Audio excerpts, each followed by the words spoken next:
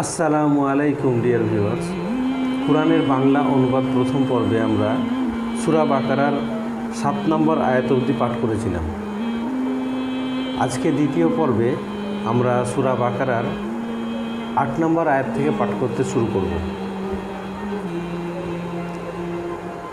এমনও কিছু লোক রয়েছে যারা বলে আমরা আল্লাহ ও পরকালের প্রতি ঈমান এনেছি, অথচ প্রকৃতপক্ষে তারা ঈমানদার নয়।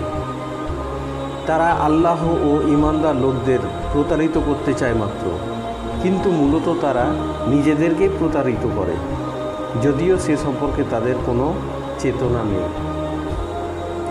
তাদের মনে একটি রোগ রয়েছে, যে রোগকে আল্লাহ আরও বৃদ্ধি করে দিয়েছেন। আর তারা যে মিথ্যা কথা বলে তার প্রতিফলস্বরূপ তাদের জন্যে কঠিন পীড়াদায়ক শাস্তি নির্দিষ্ট রয়েছে। তাদেরকে যখনই বলা হয় যে তোমরা পৃথিবীতে বিপর্যয় সৃষ্টি করো না, তখনই তারা বলেছে আমরা তো সংশোধনকারী মাত্র। সাবধান, প্রকৃতপক্ষে এরাই বিপর্যয় সৃষ্টিকারী, কিন্তু এর কোনো চেতনাই তাদের নেই।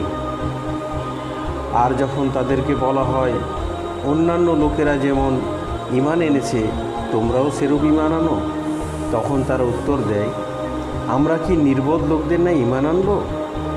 সাবধান, প্রকৃতপক্ষে এরাই নির্বোধ, কিন্তু এরা তা জানেই না। তারা যখন ঈমানদার লোকদের সাথে মিলিত হয় তখন বলে আমরা ঈমান এনেছি, কিন্তু নিরিবিলিতে যখন তারা তাদের শয়তান বন্ধুদের সাথে একত্রিত হয় তখন তারা বলে আসলে আমরা তোমাদের সাথেই রয়েছি, আর ওদের সাথে আমরা একটু ঠাট্টাই করি মাত্র। আল্লাহ তাদের প্রতি ঠাট্টা করেন, তিনি তাদের রশি লম্বা করেছেন, আর তারা খোদাদ্রোহিতার ব্যাপারে অন্ধদের ন্যায় ভ্রষ্ট হয়ে চলেছে।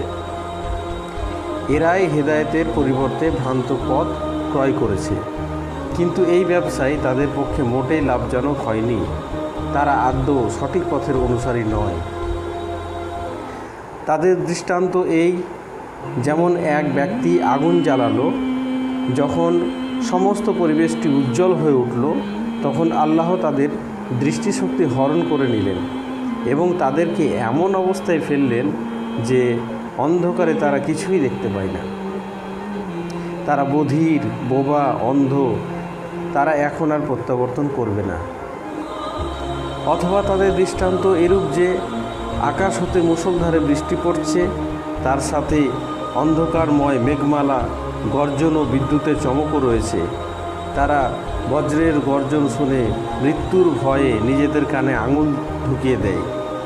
আল্লাহ এই সত্যদ্রোহীদের সকল দিক দিয়ে বেষ্টন করে নিয়েছেন।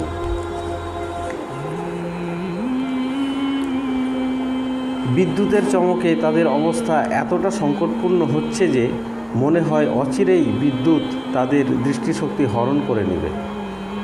যখন তারা সামান্য আলোক দেখতে পায় তখন তারা সেই আলোকে কিছু দূর পথ অতিক্রম করে, এবং যখন তাদের উপর অন্ধকার সমাচ্ছন্ন হয় তখন তারা থমকে দাঁড়ায়।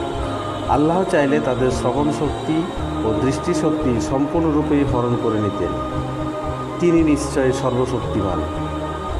তো বন্ধুরা, আজকে সূরা বাকারার 20 নম্বর আয়াত অবধি আমি পাঠ করলাম। তৃতীয় পর্বে আমি সূরা বাকারার 21 নম্বর আয়াত থেকে পাঠ করতে শুরু করব। আজ এই পর্যন্তই বন্ধুরা। আসসালামু আলাইকুম ওয়া রাহমাতুল্লাহি ওয়া বারাকাতুহু।